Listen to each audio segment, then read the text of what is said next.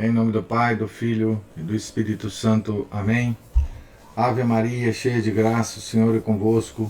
Bendita sois vós entre as mulheres, e bendito é o fruto do vosso ventre, Jesus. Santa Maria, Mãe de Deus, rogai por nós, pecadores, agora e na hora de nossa morte. Amém. São José, rogai por nós. São Felipe Neri, rogai por nós. Nossa Senhora de Fátima, rogai por nós. Em nome do Pai, do Filho e do Espírito Santo. Amém. Bom dia a todos. Nós estamos aqui na página 45 do livro O Diálogo de Santa Catarina de Sena, item 2.10. Deus quer ações retas, não palavras. Então Deus Pai continua instruindo Santa Catarina. O que desejo do homem, como frutos da ação, é que prove suas virtudes na hora oportuna. Talvez ainda te recordes, quando, há muito tempo, desejavas fazer grandes penitências por minha causa e perguntavas: que mortificação eu poderia fazer por ti? Eu te respondi no pensamento: sou aquele que gosta de poucas palavras e muitas ações. Então, era minha intenção mostrar-te que não me comprazo no homem que apenas me chama por palavras. Senhor, Senhor, gostaria de fazer algo por ti. Ou naquele que pretende mortificar o corpo com muitas macerações, mas sem destruir a vontade própria. Queria dizer-te que desejo ações varonis e pacientes, bem como as virtudes internas, de que falei acima, as quais são todas elas operativas e produtoras de bons frutos na graça. Ações baseadas em outros princípios constituem para mim meras palavras, realizações passageiras. Eu, qual ser infinito, quero ações infinitas, amor infinito. Desejo que as mortificações e demais exercícios corporais sejam considerados como meios, não como fins. Se neles repousar o inteiro afeto da pessoa, ser-me-ia dado algo de finito, a semelhança de uma palavra que, ao sair da boca, já não existe, quando é pronunciada sem amor.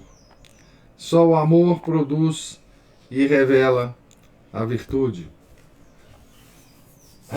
Então, Deus está falando muito propriamente para nós aqui, né, que estamos na quaresma, né? Como é que ele recebe as nossas mortificações, né? Com que espírito nós devemos fazê-las? E como que ele, para cada espírito que nos move nas mortificações, ele recebe essas mortificações, né?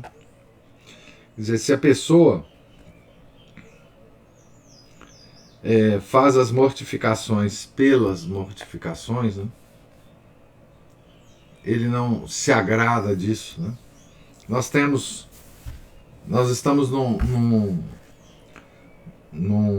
numa época do ano, né, de mortificações. É importante a gente saber como fazê-las, né? Hoje, especialmente, nós estamos na quarta de têmporas da quaresma, né? Só o amor produz e revela a virtude. Quando uma ação, que chamei com o nome de palavra, está embebida de caridade, então me agrada. Já não se apresenta sozinha, mas acompanhada de discernimento verdadeiro, isto é, como ato que é meio para se atingir um objetivo superior. Não é exato olhar a penitência ou qualquer outro ato externo como base e finalidade principal. São obras limitadas, seja porque praticadas durante esta vida passageira, seja porque um dia a pessoa terá de deixá-las por resolução pessoal ou por ordem alheia. Umas vezes as abandonará o homem coagido pela impossibilidade de continuar o que começou. Isso acontece em situações diversas. Outras vezes, por obediência à ordem do superior. Aliás, nesse caso, se as continuar, não terá merecimento algum e cometerá até uma falta. Está dizendo aqui isso para os religiosos, né? Ou os dirigidos espiritualmente por algum diretor espiritual. Né? Como percebes, as mortificações são coisas finitas e, como tais, hão de ser praticadas. São meios, não finalidade. Quem as assume como finalidade sentir-se-á vazio quando tiver de abandoná-las. Foi quanto ensinou o glorioso apóstolo Paulo ao vos convidar em sua carta, Colossenses 3,5, a mortificar o corpo e a destruir a vontade própria, ou seja, a refrear o corpo mortificando a carne, quando ela se opõe ao espírito. A vontade própria deve ser destruída e submetida à minha. Tal coisa é feita pela virtude do discernimento, como expliquei antes, com o desprezo do pecado e da sensualidade, por meio do autoconhecimento. Então, de novo, autoconhecimento. Nada somos sem Deus. Eis a espada que mata e corta todo o egoísmo. Eis os servidores que não me apresentam somente palavras, mas ações. Eles formam o meu prazer. É em tal sentido que afirmava eu que desejo poucas palavras e muitas ações. Ao dizer muitas, não me refiro à quantidade. É o desejo da alma, alicerçado no amor, que vivifica as virtudes, que há de atingir o infinito. Também não quis manifestar desprezo pela palavra. Apenas afirmei que desejava poucas palavras, a indicar que todas as ações externas são finitas. Indiquei-as com o termo poucas. Mas elas bem que me agradam quando são feitas como meios para adquirir a virtude, sem a conotação de objetivo principal. O que Deus quer é a rendição da nossa vontade à sua vontade. Né? A mortificação pode ser um meio para atingir esse objetivo. Né? Qualquer mortificação. Mas ela só é considerada por Deus, né? Se assim ela se colocar, né? Se as nossas mortificações forem usadas para submeter a nossa vontade à vontade dele. Né?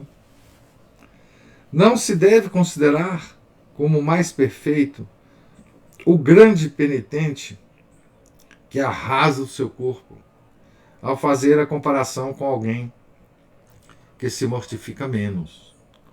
Como já disse, seu merecimento não está nisso.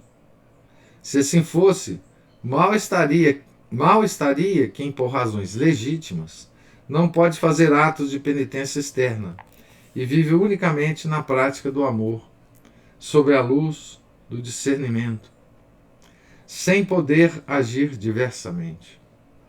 O discernimento leva o homem a amar-me sem limites, sem restrições, já que sou a verdade suma e eterna.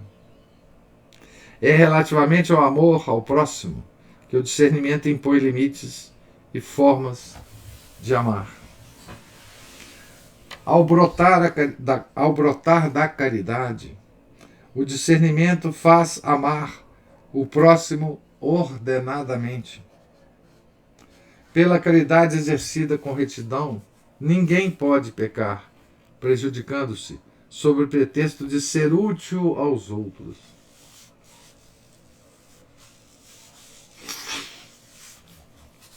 Aqui ele vai entrar num assunto, num aspecto muito interessante dessa coisa do amor ao próximo, né? Não seria caridade com discernimento se alguém cometesse um só pecado para salvar o mundo inteiro do inferno ou para adquirir um grande ato de virtude. Seria falta de discernimento, pois é ilícito fazer uma grande ação virtuosa ou beneficente através de um ato pecaminoso. O verdadeiro discernimento ordena-se da seguinte forma: faz o homem orientar todas as suas faculdades a me servirem com virilidade, de novo a palavra viril, né? E solicitude. Amar o próximo realmente, mesmo sacrificando 1000 vezes a vida corporal, se fosse possível, para a salvação alheia. Suportar dificuldades e aflições para que o outro possua a vida da graça. Colocar seus bens materiais a serviço do outro. Eis quanto realiza o discernimento na medida em que procede do amor. Então, suportar dificuldades e aflições para que o outro possua a vida da graça. Então, todo o movimento de amor ao próximo não pode ser feito sem o desejo de que este próximo tenha a vida da graça, ou seja, de que esse próximo se converta à Igreja Católica. Toda a caridade, né, ela tem que ser, se iluminada pelo discernimento, né, como ele fala aqui, tem de ser com esse objetivo, para que o outro possua a vida da graça. Então daí a gente pode avaliar, né,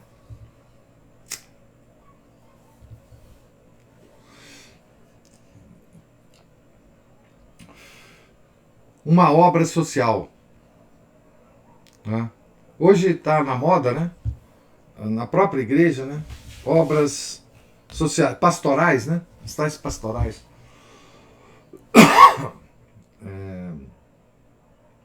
Então nós temos que avaliar todos esses trabalhos, né,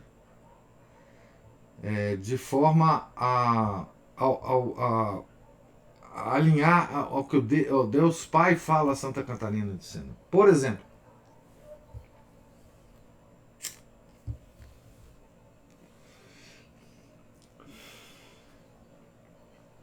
existe uma pastoral, ou existiu alguma vez,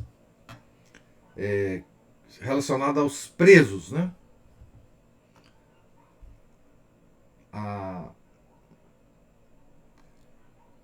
Esse trabalho com relação aos presos, ou com relação aos menores de rua, ou com relação a qualquer tipo de ajuda dessa forma, se não tiver orientado para que o outro possua a vida da graça, esse movimento de caridade não é iluminado pelo discernimento. Se nós tivermos apenas a preocupação com o corpo do outro e não com a alma do outro, esse tipo de ação não está iluminado pelo discernimento. É isso que ele está falando aqui, né?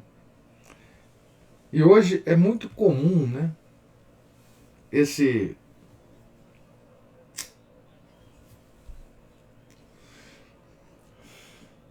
Eu já fiz em algum momento uma crítica pessoal, opinião pessoal minha, tem valor como qualquer outra opinião, né?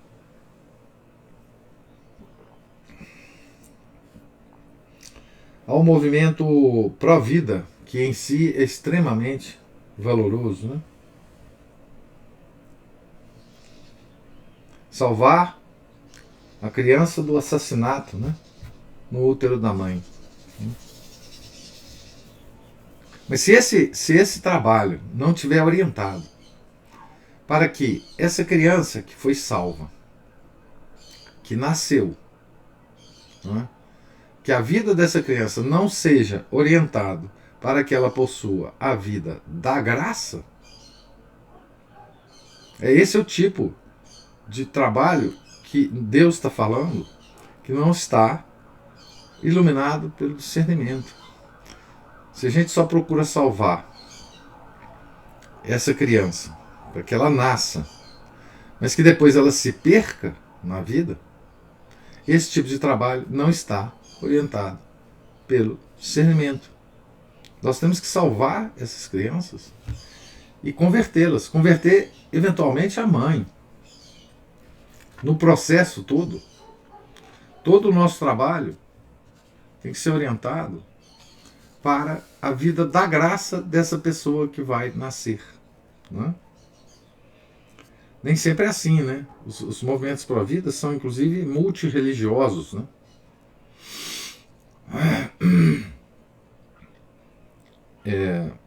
Enfim, compreendes assim que o homem que deseja ter a graça, com discernimento, tributar-me-á amor infinito, sem restrições.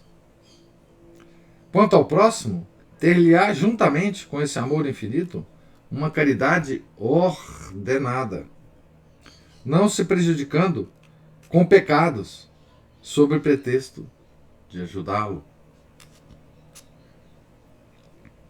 A esse respeito, vos advertiu São Paulo, 1 Coríntios 13, 1 e seguintes, que a caridade deve começar por si mesmo, pois de outra forma não seria de perfeita utilidade para os demais. Coríntios 1,13 é aquele belíssimo discurso de Paulo sobre as virtudes teologais e colocando a caridade como a maior delas, né? No caso de imperfeição interior, imperfeitas serão as obras feitas para si e para o próximo. Não é certo que alguém, para salvar pessoas finitas e criadas por mim, viesse a ofender-me enquanto bem infinito. Seria mais grave e de maiores proporções a culpa que o efeito decorrente. Olha que coisa tremenda que Deus fala, né? Por motivo algum, portanto, deves cometer pecado. Sabe disso a caridade verdadeira, a qual possui a iluminação do discernimento santo. Aqui tem uma nota, dizendo assim: Catarina já pensa nos perseguidores da hierarquia eclesiástica que pecam sobre o pretexto de corrigir os defeitos alheios. Veja mais adiante, número 28.3. coisa tremenda que Deus fala para nós, né?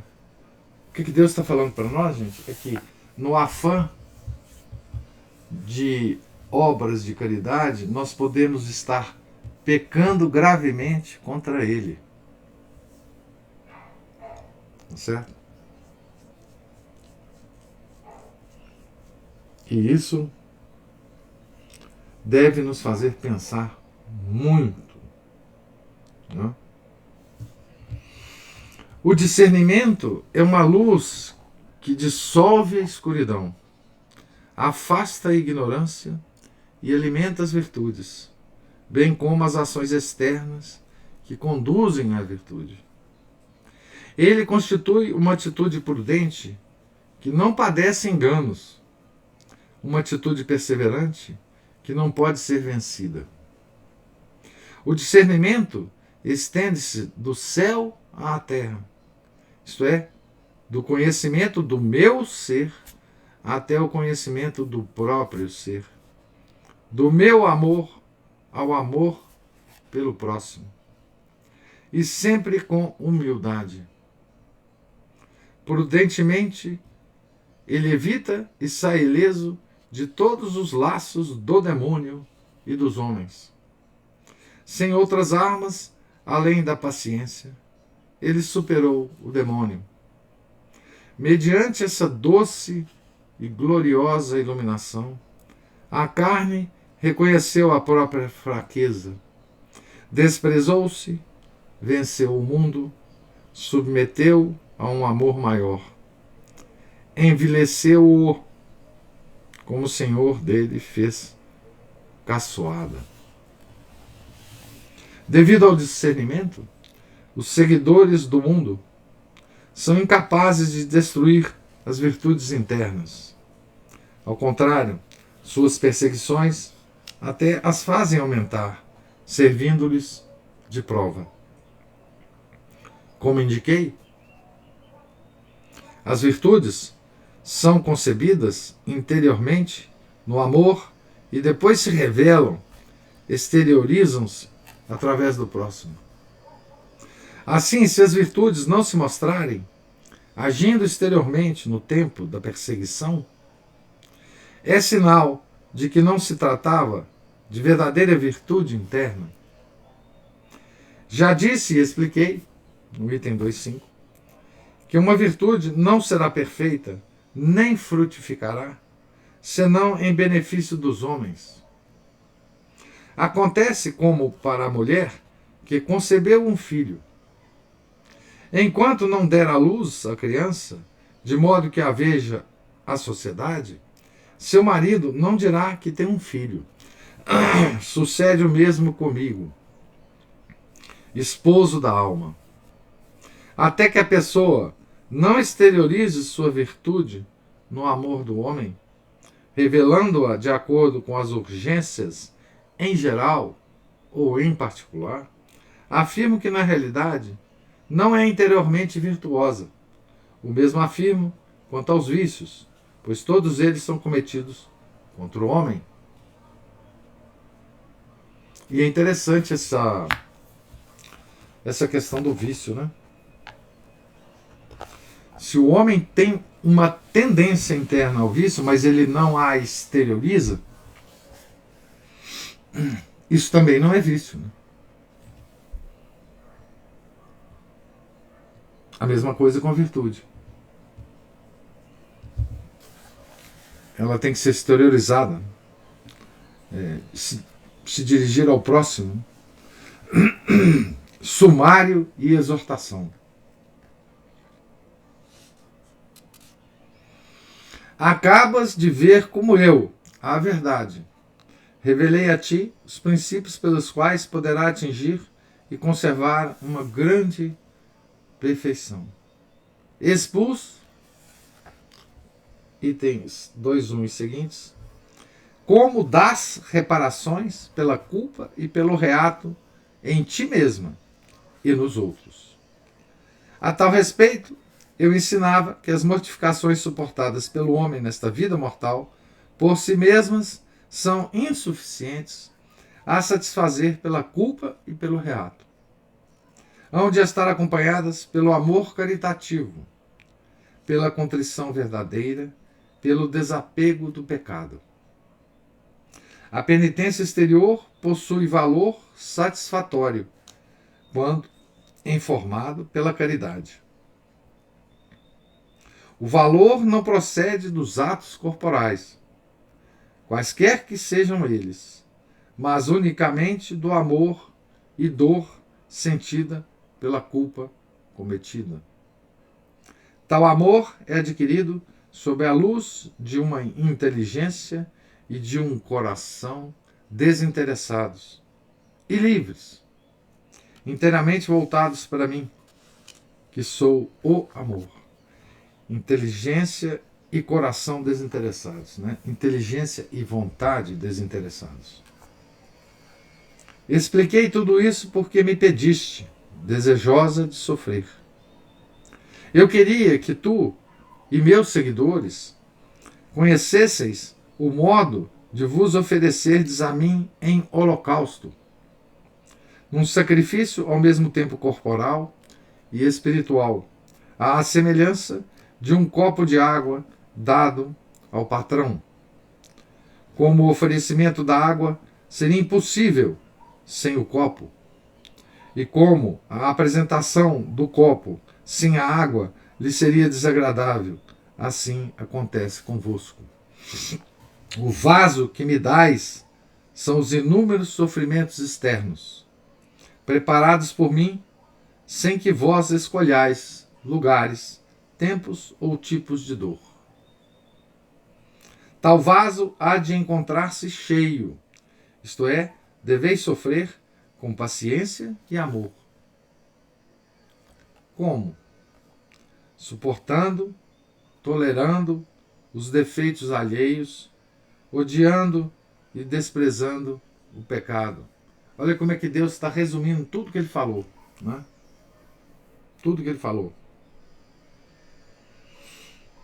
Assim, tais mortificações, comparadas por mim a um vaso, estarão repletas de água da graça, que vivifica a alma. Então, acolhe o presente das minhas amáveis esposas, ou seja, de todos aqueles que me servem. Aceita os seus desejos, lágrimas, suspiros, suas orações humildes e contínuas. Em meu amor, considero tudo isso como instrumento capaz de aplacar minha ira contra os iníquos pecadores, que tanto me ofendem. Então, como é que a gente enche o copo, né? Suportando, tolerando os defeitos alheios, odiando e desprezando o pecado. Deus não aceita a desculpa de termos pecado para fazer uma obra de caridade, né? Ele fala isso, insiste com isso, né? Assim, tais mortificações feitas com esse espírito, né, comparadas por mim a um vaso, estarão repletas de água da graça que vivifica a alma. Vivifica a alma. Então aí ele acolhe, né? Ele ouve as nossas orações e acolhe os nossos desejos, lágrimas e suspiros. E nós assim aplacamos a ira de Deus contra os ímpios, né? Contra os ímpios. Resisti virilmente até a morte. Tal será a prova de que realmente me amais. Não deveis pôr a mão no arado e olhar para trás. Lucas 9,62. Por medo de pessoas ou dores. Essa é a metáfora que ele está usando aqui, que Nosso Senhor usou, né? Antes, alegrai-vos nas tribulações. O mundo se rejubila, injuriando-me muito. Ao ver tais ofensas, ficareis entristecidos. Quando me ataca, ele vos ofende. E vice-versa, pois me tornei uma só coisa convosco. Eu vos dera a minha imagem e semelhança, vós a perdestes pelo pecado, para conceber outra vez a vida da graça, uni minha natureza com a vossa em Cristo, revestindo-a de vossa humanidade. Como éreis minha imagem, assumi a vossa, tomando forma humana. Aqui ele está contando, né, a história do filho dele encarnado, né?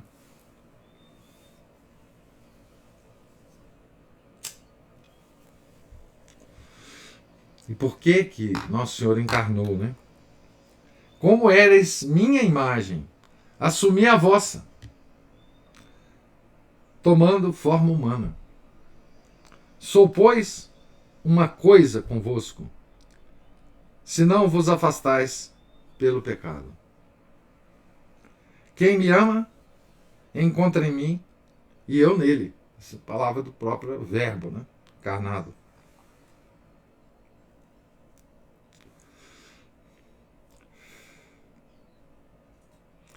Aqui Deus fala uma coisa muito profundo, que a gente tem que se fazer um exame, né, de consciência. Tudo o que acontece no mundo, né, todas essas notícias que a gente vê,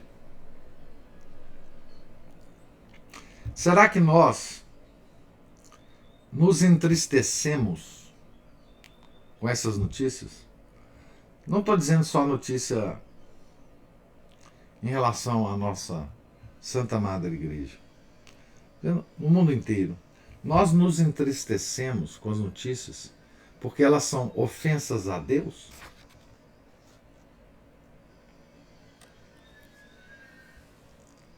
É uma pergunta que eu me faço, né?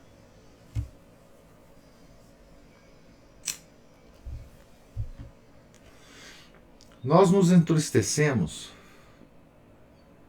com toda a devassidão do mundo, com todos esses detalhes da nossa vida moderna,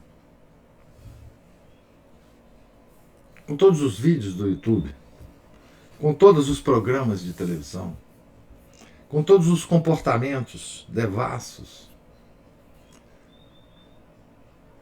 dos sofisticados modernos. Nós nos entristecemos com isso porque isso ofende a Deus. Ele está dizendo aqui, né? Ao ver tais ofensas, ficamos entristecidos.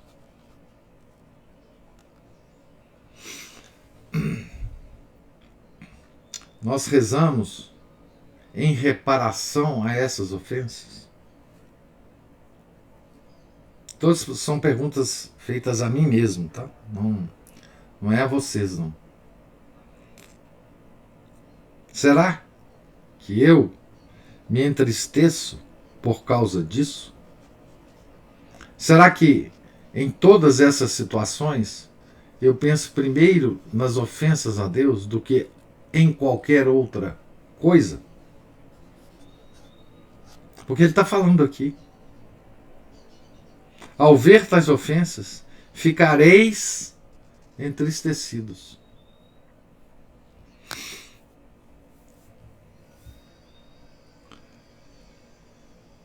O mundo me persegue porque não possui conformidade comigo. Perseguiu meu filho até a terrível morte na cruz. O mesmo fará convosco. Isso é uma promessa que Deus nos fez, né? Através do seu Filho. Né? João 15, 18. O mesmo fará convosco. O mundo vos persegue e o fará até a morte. porque não me ama, o mundo não me ama. Se me amasse, também vos amaria. Alegrai-vos, porém, vossa glória no céu será perfeita.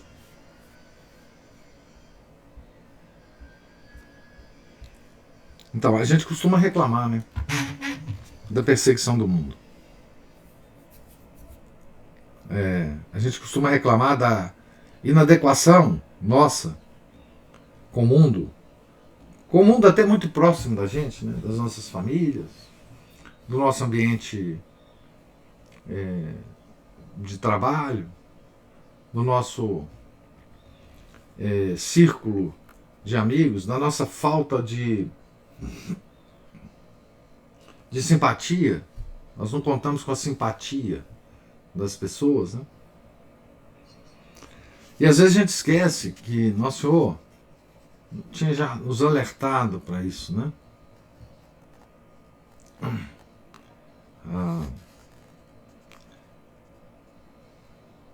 E será que o mundo persegue a gente mesmo da forma que devia perseguir, se nós fôssemos de fato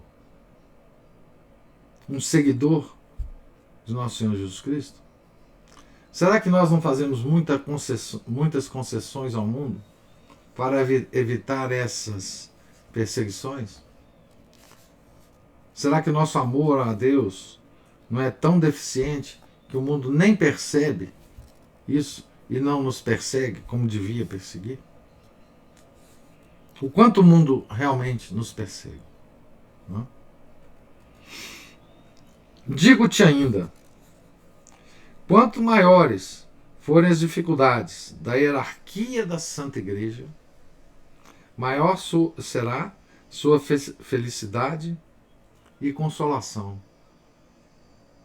A felicidade, entre aspas, consistirá na reforma dos pastores, os quais se tornarão bons e santos.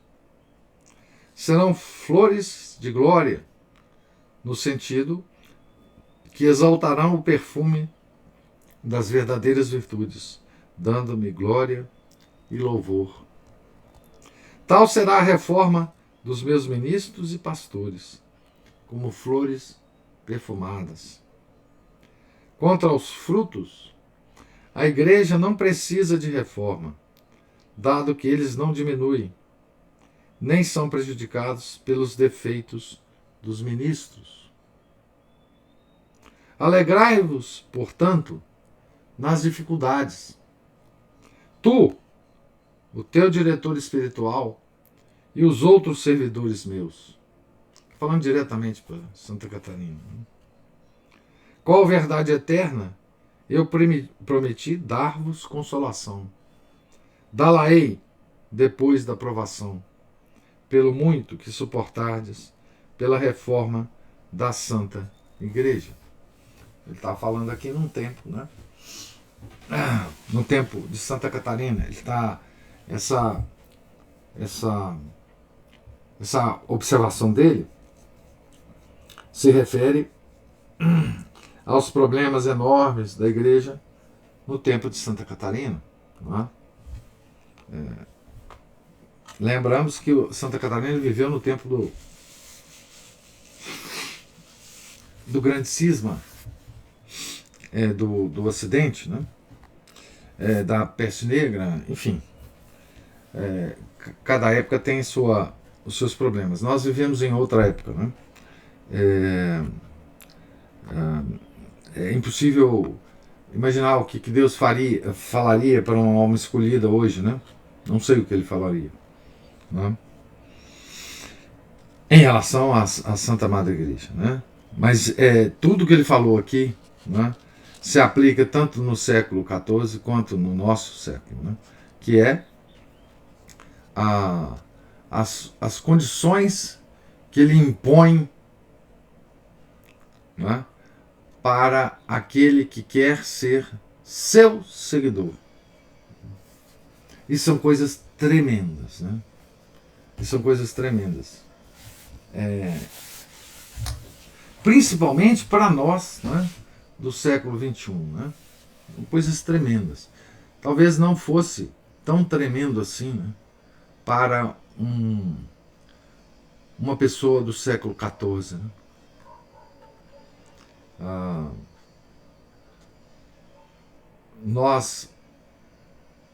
nossa visão, né, está tão deformada, né? Nós estamos tão cegos que essas palavras de Deus nos parecem muito pesadas. Né? Nós temos quase a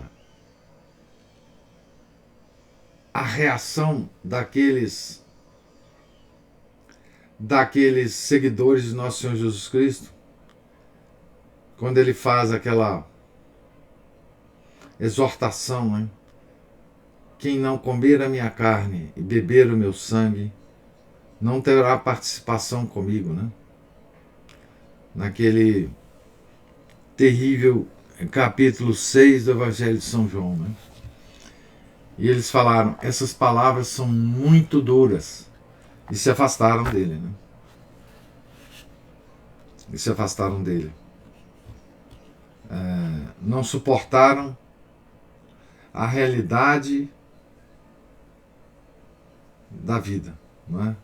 Porque eles estavam em contato com o Criador da realidade, né?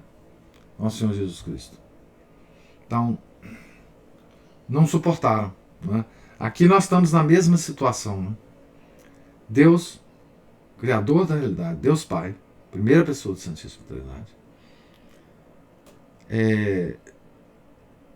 nos ensinando o que é o amor a Ele. O que envolve, em termos de ação, nós amarmos a Deus. Né? Num contexto, lembremos do contexto que Deus fala isso, né? Num contexto em que Santa Catarina de Sena se oferece como holocausto, como vítima, para que ele salve os pecadores.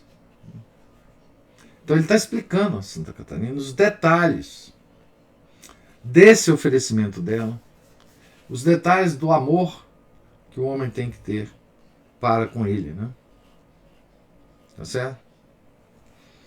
Então aqui ele termina, digamos assim, Deus Pai termina o primeiro grande discurso, né, dele.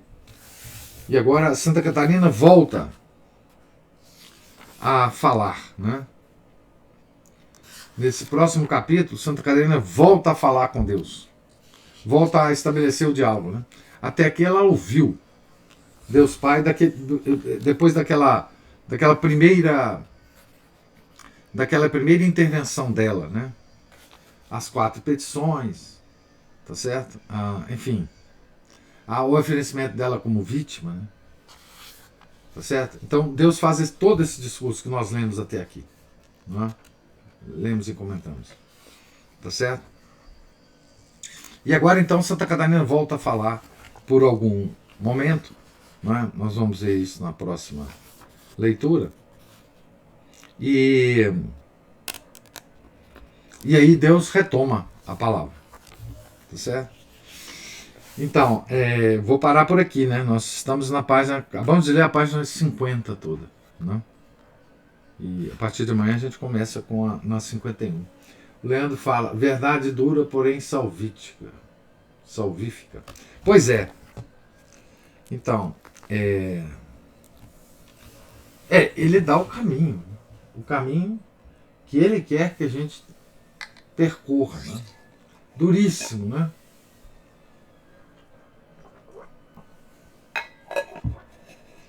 Mas claríssimo, né? Cada um dos aspectos que ele fala aqui a gente pode ligar a uma página 53. Pois é, o Camila, eu não sei qual que é a sua edição, tá certo? Eu tô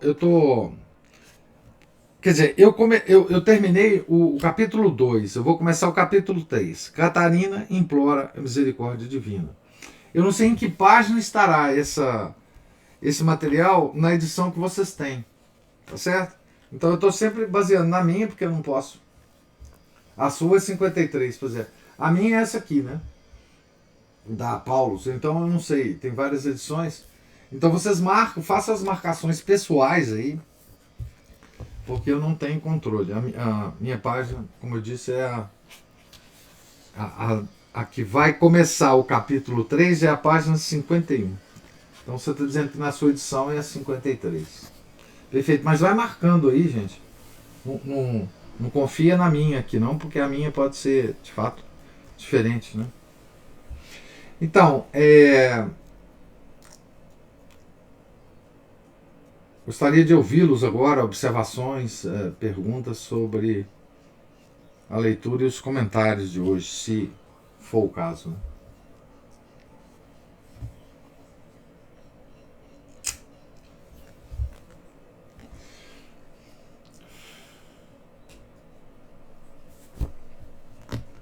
Então, não tendo mais... Professor, Sim, é o Leandro. diga lá.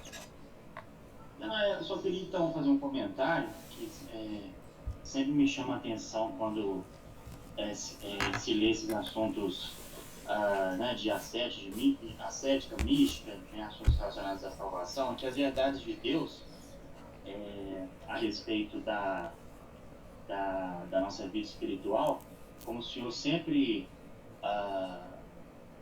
reafirma para nós aqui nos seus comentários, são verdades simples, né? Mas ao mesmo tempo que são simples, é aquela simplicidade que sempre nos espanta, né? No sentido de nos chamar de volta para o caminho, né? Porque o que é mais marcante na espiritualidade, entre aspas, digamos assim, do mundo moderno, é a confusão. E a confusão, ela tem uma dose de complexidade, né? Justamente porque ela não é inteligível, ela é complexa, no sentido de que, assim, até para você sair da confusão, requer uma dose extra de discernimento ali, né? E aí a espiritualidade do mundo moderno, ela é toda repleta de discursos, vamos dizer assim, opacos, discursos até, assim, difíceis de serem inteligidos, porque realmente não tem a verdade ali. Por isso que são sempre palavras vãs que são ditas, né? Já na verdadeira espiritualidade, não. São palavras diretas, duras, né? Mas diretas e de inteligibilidade clara, apesar de ser difícil por causa da nossa natureza colocar em prática, né? Nós necessitamos da graça de Deus, claro. Não, muito bem observado, Leandro. Curioso é o seguinte: o discurso moderno é sofisticado e complexo de entender, mas as suas prescrições são muito simples de viver. Ou seja, porque o discurso é complexo e porque as narrativas elas se adaptam a qualquer vida. Qualquer vida que você tiver pode ser adaptada ao discurso dos deveres modernos, né? Com Deus é justamente o contrário. Ele tem prescrições muito simples, mas que são muito difíceis de colocar em prática. Por quê? Porque o mundo moderno ele apela para o atributo sensibilidade da alma, tá certo? O atributo da alma que está na sensibilidade. E o discurso de Deus, ele apela para os seus atributos superiores à sensibilidade, que é a vontade e a inteligência. Por isso é tão difícil, porque quando se apela para a vontade e a inteligência, o discurso se simplifica muito. Porque na verdade são poucas coisas que você tem que considerar. Não são muitas. Agora, quando você apela para a sensibilidade, que é uma multiplicação de sensações e paixões, o seu discurso fica complexo. E por outro lado, o que ele quer dizer, no final das contas, é assim: siga a sua sensibilidade. Então é muito simples de colocar em prática. Siga as suas tendências. Siga os seus direitos. Siga a sua intuição. Siga as suas percepções. Siga enfim. Nisso, você pode adicionar um grau de complexidade no discurso muito grande.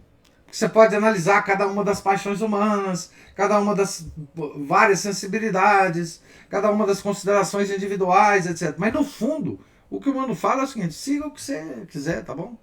Tá bom demais. Eu tenho um discurso pronto para qualquer lugar que você for e quiser seguir esse caminho, você pega um discurso em algum lugar. Né? Mas Deus não, né? Deus não apela para a sensibilidade. Né? A Camila está dizendo, e no discurso moderno, a misericórdia é maior do que o sacrifício. Deus nos ama como somos, nada é preciso mudar. Não, pois é, exatamente. Isso faz parte do discurso, né? Quando se fala em Deus, né? Quando se fala em Deus, quer dizer, dentro da igreja tem que se falar de alguma forma, né? Aí a igreja é hoje da misericórdia, né? Tem uma santa da misericórdia, tem um domingo da misericórdia, tem um terço da misericórdia, tem tudo da misericórdia. Não é? Então, isso digamos assim, no ambiente mais católico, né? Mas no mundo, o discurso do mundo para nós, essa religião materialista, imanente, ela se sofistica cada vez mais para nos dizer a mesma coisa. Olha, faça o que você quiser. Faça o que você quiser com o seu corpo. Faça o que você quiser com o corpo das outras pessoas. Faça o que você quiser com o corpo de um feto que está dentro de você. Tá tudo beleza. Né? Então,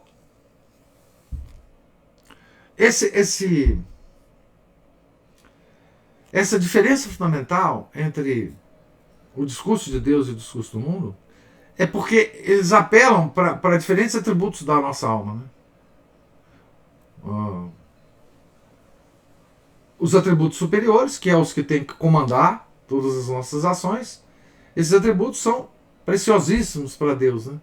Porque é eles que vão nos salvar ou nos levar para o inferno.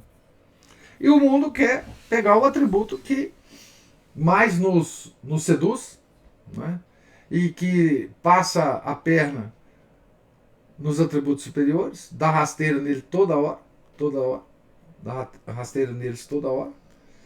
E o mundo quer isso, né? Enfim, mas muito bem observado, realmente é isso. Quanto mais se sofistica esse discurso, maior é o apelo para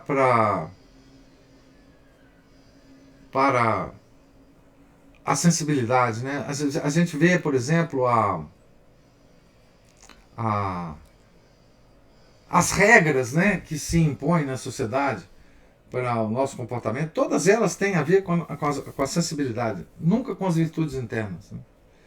E o ascetismo católico é duríssimo. Né? Vocês vejam, por que o ascetismo oriental faz tanto sucesso, né?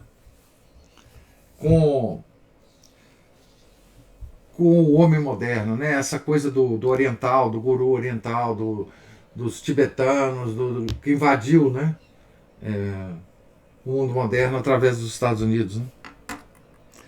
É porque, na verdade, esse tipo de, vamos chamar de espiritualidade, mas não é nem isso. Né? Ele não exige que a pessoa mude de vida. Ele não exige que a pessoa mude de comportamento. Então, meditação oriental, né? Então, você tem que ter uma certa comportamento corporal, né? Mas em termos de valores, toda essa maçaroca oriental, né? Ela não exige nenhuma mudança de vida. Né? Tudo isso é puramente subjetivo, né? Budismo, hinduísmo, esse vento congelante oriental, né? Como dizia o belo que o Chesterton. E sempre voltado para o bem-estar. Isso mesmo, Camila. Muito bem observado, né? Você tem que fazer meditação oriental a primeira coisa do dia, para você passar o dia se sentindo bem, né? Enfim, toda essa mística oriental, ela é direcionada para a sensibilidade. Você vai passar bem é sensibilidade, né? Para as paixões, né? Então, passar bem, ter saúde, né? Enfim, se sentir sempre bem, fisicamente bem. Então, todo esse discurso e essa mística oriental, ela se impregnou no discurso moderno, né? É uma coisa assim, impregnada hoje, né? E isso foi um movimento de 1980, 1900, gnóstico, 1980, 1990, aquela invasão de gurus na Califórnia ali, etc, tanto de livro e tal. Mas a Ana Paula levantou a mão, ou o Márcio, não sei. Ou foi a Cristina, não sei, agora eu estou em dúvida. Não, sou eu Não, mesmo. eu só queria comentar. Pode falar, Cristina. Eu só queria sobre a misericórdia, né, que hoje é tão cultuada. A santa também recebeu, ela conversava com Deus. E é interessante que a mensagem dela, que ela recebe, que ela transmite, que ela fala, que ela recebeu, é toda voltada para o amor de Cristo por ela. Eu sei. Ela, Cristo é como se fosse um servidor dela. É a cara do que nós somos hoje. Nós somos igreja, né? Igreja antropocêntrica. Então, é um Cristo que se curva também a esse antropocentrismo. O tempo inteiro, consolando, falando que roubou o coração dela, que precisa dela. E aquela imagem do Cristo com 3 raios saindo do coração, esses 3 raios são os 3 raios da nova era. Azul, rosa e amarelo. Isso é claro.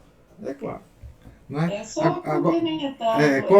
Compara essa revelação da irmã Faustina com a revelação que Deus fez a Santa Margarida Maria Alacoque, por exemplo.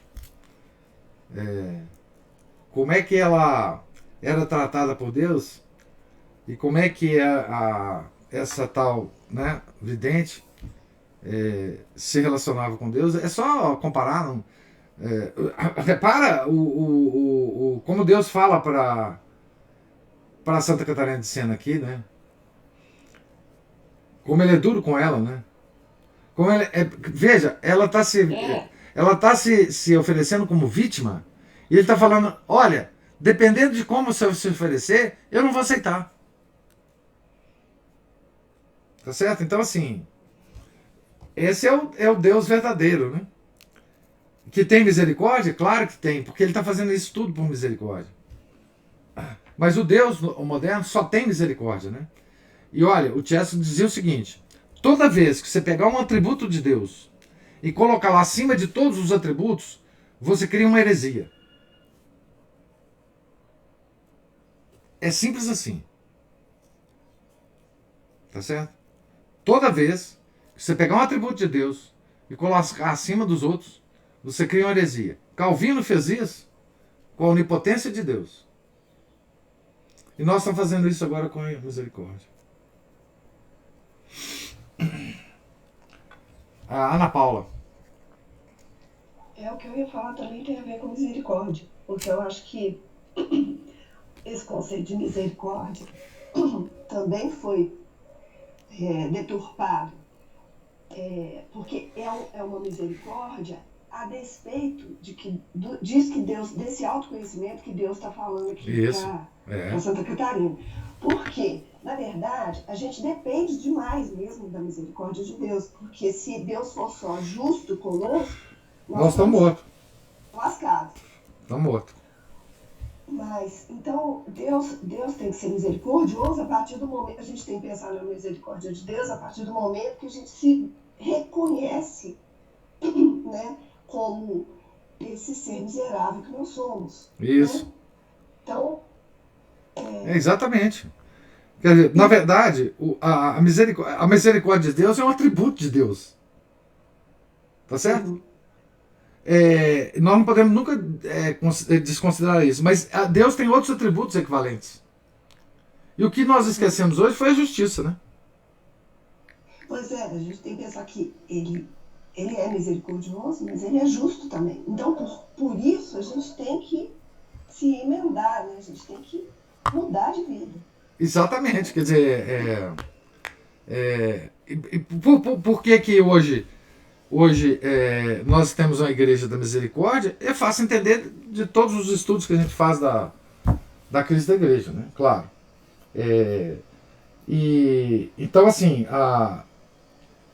isso que nós estamos comentando aqui não é opinião pessoal minha, né? Todo observador da vida da igreja observa isso. Não precisa ser um gênio para observar o que está acontecendo, né? Então, esse falar da igreja, em termos da misericórdia, também tem uma influência enorme no mundo, né? Porque se Deus é tão misericordioso assim, ele vai perdoar os outros que estão fora da igreja. Claro. Não é? Claro. Porque, poxa, como? Uma vez eu ouvi de um padre velhinho dizendo assim, como é que você acredita, falando para mim, né? Para um grupo de pessoas, como é que você acredita que um pai tão misericordioso como Deus vai mandar a gente para o inferno? Ele estava querendo nos convencer que o inferno não existia. Né? De fato, dentro dos pressupostos desse pessoal, a gente não consegue convencer o pessoal de que o inferno existe mesmo, não. A gente quase... Eu não vou discutir com o padre, tadinho, velhinho. Eu não ia... Teve gente do grupo que começou a discutir com ele, mas... Veja, como que a gente vai convencer uma pessoa que colocou a misericórdia de Deus, um dos atributos de Deus, acima de todos os outros? É muito difícil convencer esse pessoal que Deus vai mandar alguém para o inferno. E a própria expressão é errada, né? Mandar alguém para o inferno. A gente é que vai para o inferno, né? Não se acredita mais no inferno, né? Porque quando você exagera a misericórdia de Deus, você anula a justiça dele. Então não tem inferno. De certa forma. Pode falar. Quando a gente exagera a misericórdia de Deus, a gente se serve de Deus ao invés de servir a Deus. É claro. Por quê? Porque aí a gente pode cometer todas as faltas e confiar na misericórdia de Deus. Isso é tentar a Deus, né? Que Jesus fala para o diabo no Evangelho do primeiro domingo de Quaresma, né? Quando o diabo leva ele para o deserto, enfim, faz as tentações. Uma das tentações é essa, né? E Nosso Senhor, quando ele sugere ao Nosso Senhor pular do monte, que os anjos vão salvá-lo, vão pegá-lo, etc. Ele fala, nunca se deve tentar a Deus, né? Tá certo? Então, é claro que Deus tem misericórdia, porque senão a gente não seria salvo, ninguém seria salvo, o céu estaria vazio. Mas ele é justo. Né? E eu fico pensando, professor, esse pessoal que, tanto esses carismáticos, quanto em algumas religiões protestantes, em que a gente vê a pessoa falando assim, eu profetizo que Deus vai fazer tal coisa na sua vida. Como assim? Entendeu? Você manda em Deus? É carisma. São os carismas. É esse negócio. Não tá entendendo o negócio? Não, o problema não, hoje tem... Gente, vocês não sabem o tanto de gente que conversa com Nossa Senhora todo dia. Não estou dizendo assim, esses videntes que ficam mais em evidência, que ficam famosos, digamos assim. Não, gente simples. Assim, ontem eu fiquei sabendo de uma comunidade aqui em Belo Horizonte que conversa com Nossa Senhora todo dia. Entendeu? Assim, que Nossa Senhora aparece, senta numa cadeira, assim, coisas desse tipo, né? Que tem uma cadeira lá para Nossa Senhora sentar, porque ela talvez não fique em pé ou esteja cansada. Não, é uma coisa impressionante. Então, é, é, então isso é toda uma deformação, né? Moderna. É, mas esse discurso de Deus, aqui, o livro é um discurso longo de Deus, né, com algumas intervenções de Santa Catarina. Né? Camila, tem muita coisa. Aqui em Belo Horizonte. Então, esse discurso de Deus, ele serve para nos, pelo menos para consertar a nossa cabeça, né? Se não para mudar o nosso comportamento, pelo menos para interferir no nosso intelecto, né? Se não para influir no nosso coração, pelo menos para influir no nosso intelecto, para a gente ver como é o verdadeiro discurso de Deus. Né? Como é Deus, com todos os seus atributos, usando da misericórdia dele para nos ensinar o que ele quer que a gente faça. Porque veja, todo esse discurso é um discurso de misericórdia de Deus. Ele está usando ali a misericórdia. Ele está usando. Ele, Deus Pai, com todos os seus atributos, nos orientando de como é que ele quer que a gente faça na vida da gente para que a gente se salve. Ele está usando misericórdia com a gente. Ana Paula levantou a mão. Ou o Márcio. Não, sou eu mesma. É que eu queria falar uma coisa que me veio à cabeça quando Deus Pai estava falando sobre as mortificações. É um exemplo prático mesmo.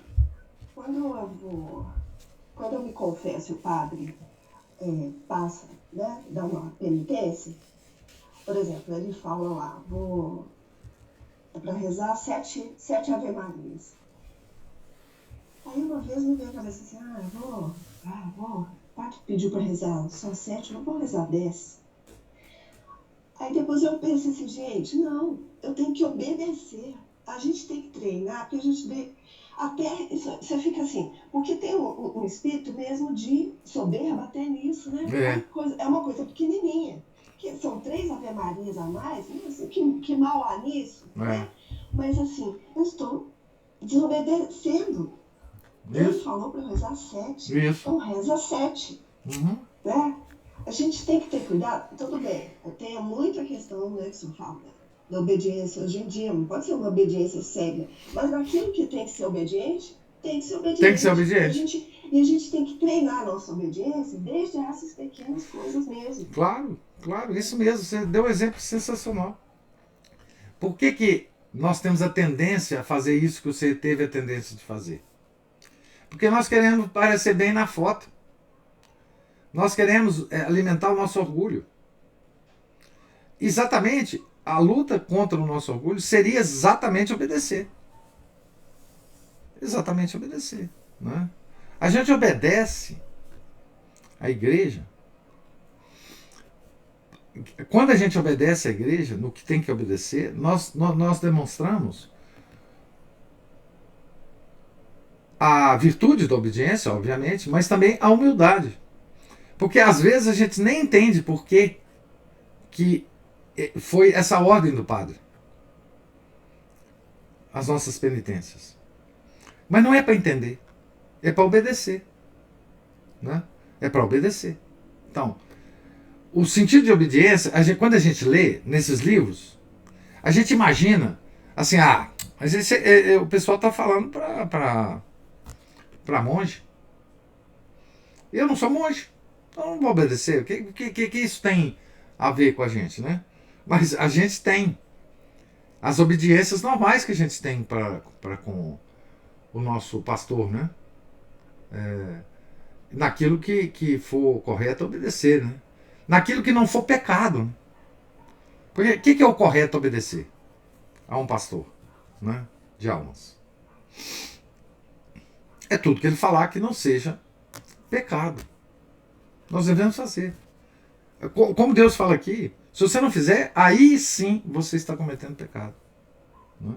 Você não tem que entender. Você não tem que discutir. Você tem que obedecer. É porque é isso que Deus quer, né? Porque muitas das nossas obediências a Deus, nós não entendemos. Nós não entendemos. Então, isso é mortificar o intelecto. Tá certo? Isso se chama mortificação do intelecto. E também da vontade. Não é? Por exemplo, quando um diretor espiritual proíbe uma alma de fazer mortificações intensas, tá certo? A alma pode até não entender, falar, pô, mas eu tô sendo tão extraordinária, por que o meu diretor espiritual me proibiu? Você pode não entender, mas você tem que obedecer. Não é? Isso aconteceu com vários santos, que a gente inclusive leu aqui, né, a vida deles. O diretor falou, não pode. Não pode. Para agora. Parou. Não é? Enfim, hoje, por exemplo, especificamente hoje tem uma meditação de Santo Afonso que ele fala sobre a vocação. É claro que ele fala sobre a vocação de vida religiosa. Não é? Mas veja, dá para meditar muito bem com o texto de Santo Afonso sobre a vocação leiga nossa. O que você fez com os dons que Deus te deu na vida? Porque os dons, eles mais ou menos orientam a vocação sua na vida. O que você fez com eles? O que você está fazendo com eles? Não é? Então, vocação todo mundo tem. Vocação é chamado, né? Vocare é chamar, né? Então, vocação todo mundo tem. Não é só o padre que tem vocação, né? O leigo também tem vocação.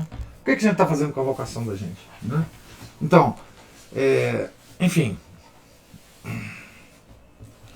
é isso, né? Nós temos um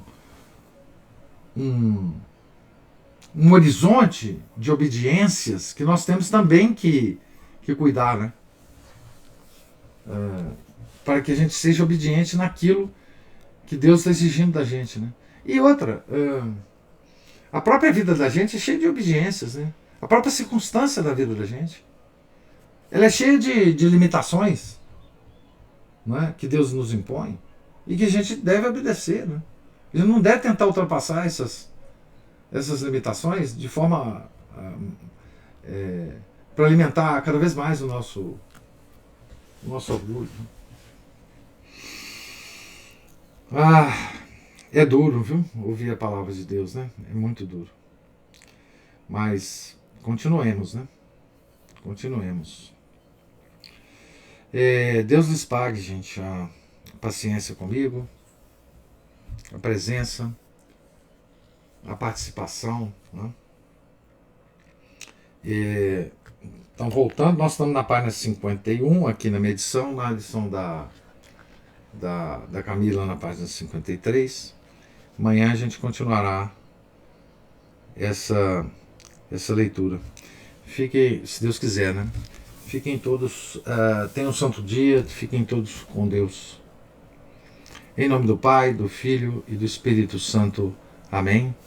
Ave Maria, cheia de graça, o Senhor é convosco. Bendita sois vós entre as mulheres, e bendito é o fruto do vosso ventre, Jesus. Santa Maria, Mãe de Deus, rogai por nós, pecadores, agora e na hora de nossa morte. Amém. São José, rogai por nós. Santa Catarina de Sena, rogai por nós. São Felipe Neri, rogai por nós. Nossa Senhora de Fátima, rogai por nós. Em nome do Pai, do Filho e do Espírito Santo. Amém.